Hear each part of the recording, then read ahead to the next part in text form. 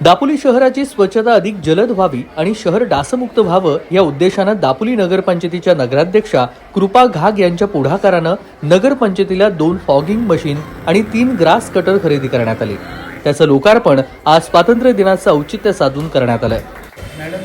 सर्वप्रथम दापोली नगरपंचायततर्फे सर्व शहरवासियांना 15 ऑगस्ट स्वातंत्र्य दिनाच्या हार्दिक शुभेच्छा।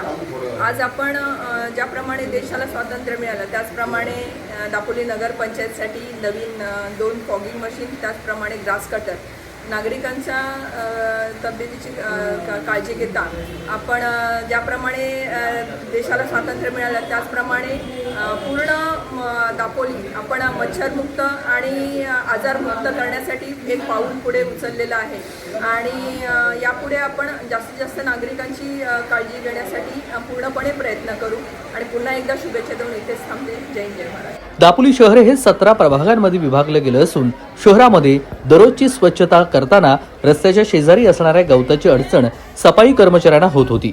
सोबतच शहरामध्ये गेल्या काही दिवसांमध्ये डासांची निर्मिती देखील वाढलेली होती, त्यामुळे फॉगिंग मशीनची गरज होती। आज ग्रास कटर आणि फॉगिंग मशीनचं लोकार्पण झालेलं आहे।